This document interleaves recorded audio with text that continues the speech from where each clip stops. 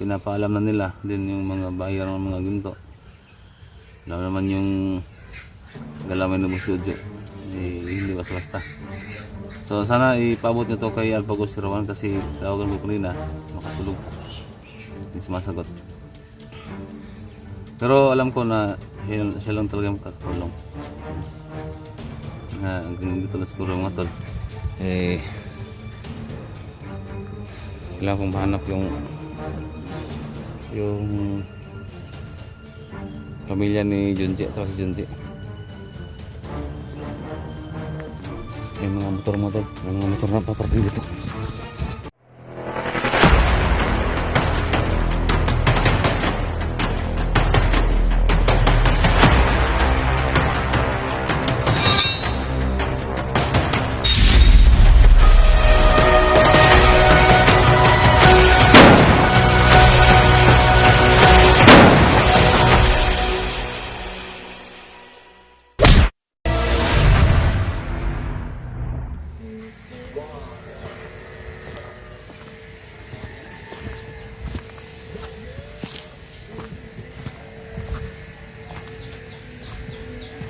Kaya mga tol, magandang umaga. So dito ko ngayon sa bahay ni Junji. So kanina may nagano sa akin dito, may kumausap sa akin na wala rin tao dito dahil daw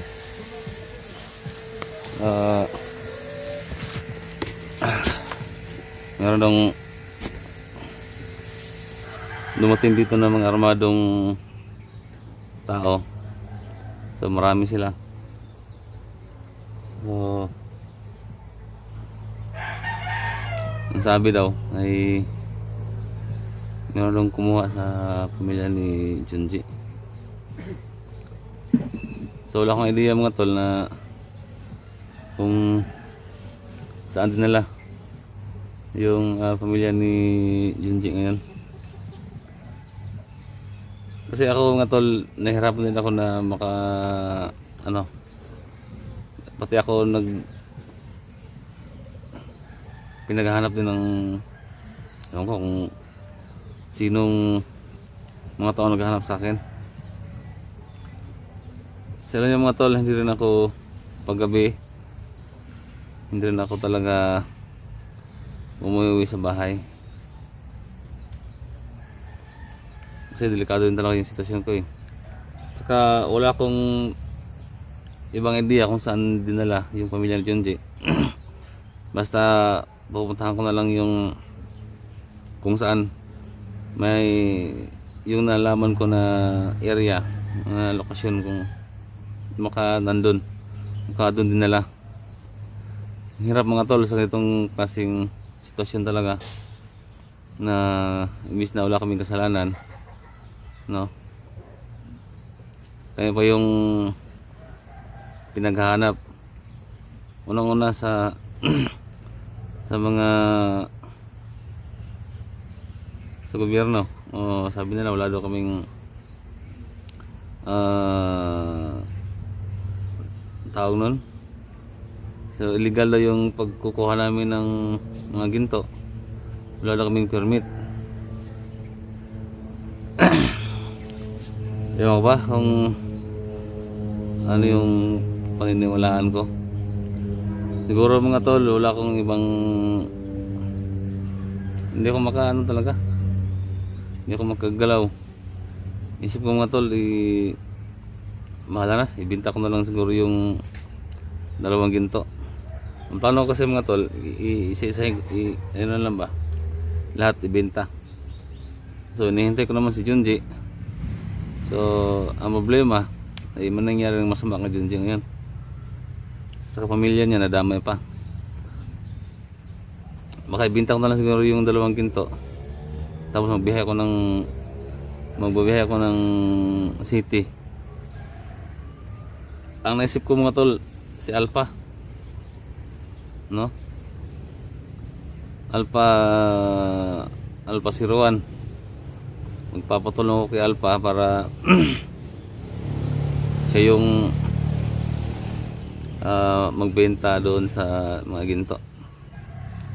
So natry kong iano si Alpha, baka tulog pa kasi kanina tinawagan ko, baka siya yung makakatulong sa akin. Doon na lang siguro ako muna sa kanila kasi delikado yung sitwasyon ko dito. So yung pamilya ko mga tol, walang problema kasi wala na, hindi ko na pinaano sa bahay,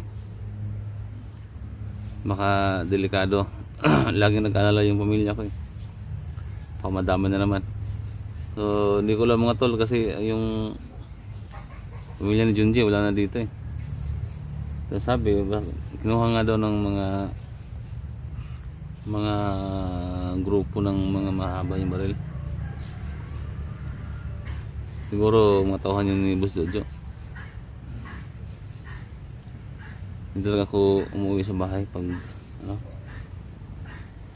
paggabi, kasi pag umaga minsan andun ako kasi nakikita ko naman yung mga tao sa labas. Masaya lang to siguro mga tol, no? Ibenta ko na lang yung dalawang ginto.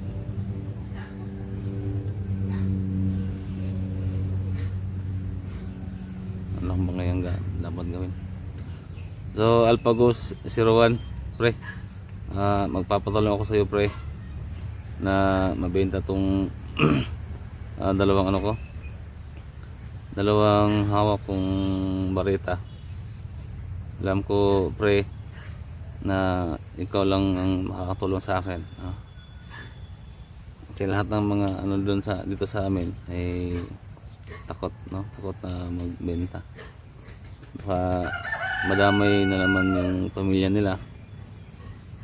So naisip ko si Alpagos 01, si kumpare ko, kasi nasa city naman si Alpha eh, malapit siya sa city, kaya siya yung naisipan ko na makatulong na magbenta ng dalawang Sa ngayon wala talaga ako mga tol, wala talaga akong pera ngayon. Kasi okay lang sana kung nabenta ko tong dalawang ginto na hawak ko. Okay lang sana, no? Para din na makapagbigay na ako sa tumulong sa akin sa ng allowance. So ito na lang siguro yung naisip ko mga tol. Ano ko ibang maisip talaga, benta ko na lang. Pero kailangan kong magbiyahe mga tol ng 2 oras papunta doon sa kay Alpagos 01. Alam ko siya yung makakatulong sa akin. Sana mga tol i-share nyo itong video na to para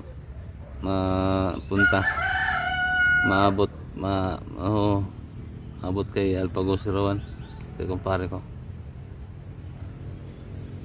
Ang hirap mga tol yung pinaghahanap ko ng mga hindi mo kilalang tao, balidong grupo or sa gobyerno, kasi nga wala kaming permit, bawal, no? Sa iba naman gusto talaga lang makuha dahil sa kanila daw yun, sa tungkol doon kay Boss Jojo. Sila mga tol, kunting tiis na lang, tatapos din tong problemang to, tatapos din to. Kakaawa lang yung pamilya ni Junji kasi wala na dito, wala ng tao. Pagdating ko dito, ibang tao na yung kumausap sa akin dahil yun na nga, kinuha. Kawawa yung kawawa talaga. Ng tao.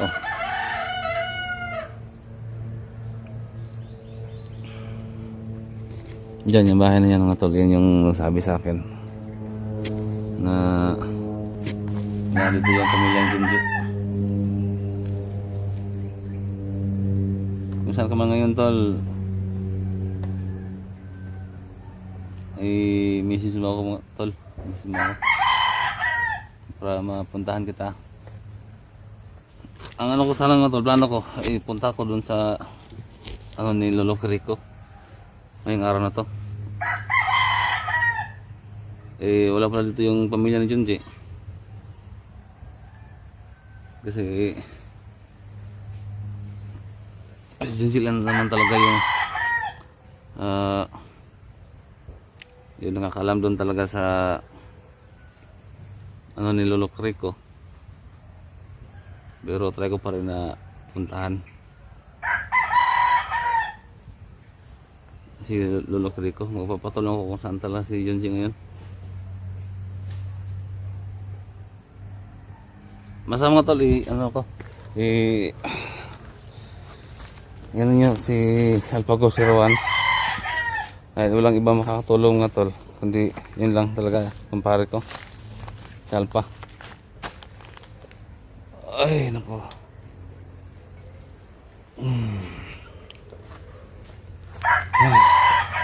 Lahat ng kasama kong mga vlogger mga tol, takot din Saka wala din naman silang magagawa kung magpapatulong ko sa kanila. Kaya kailangan pa kasi namin magbiyahe, no? Mapunta doon sa city.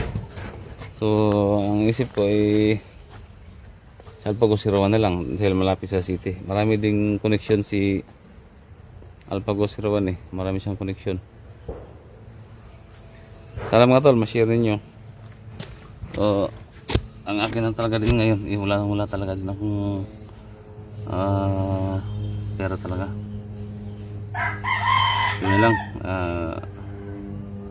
try ko na lang siguro manghiram doon sa ibang mga vlogger para makapagbiyahe na rin ako. Kaya mga tol, ang ano talaga, si Alpago Sirawan lang din talaga makakatulong dito. Siya yung inasahan ko na magbenta ng mga ginto na hawak ko ngayon. Alam ko siya lang talaga, kasi may mga kilala si Alpago Sirawan na ganyan na mga buyer. Kasi ako hindi ko bawal akong lumantad, baka makilala nila ako or baka tawag nito, baka pinapaalam na nila din yung mga buyer ng mga ginto. Alam naman yung galamay ng studio hindi basta-basta. So sana ipabot nyo to kay Alpago Sirawan, kasi tawagan ko kanina makatulog pa, hindi sumasagot. Pero alam ko na siya lang talaga makakatulong, no? Hanggang dito lang siguro mga tol. Kailangan kong mahanap yung pamilya ni Junji at si Junji. May mga motor mga tol, may mga motor na paparating dito.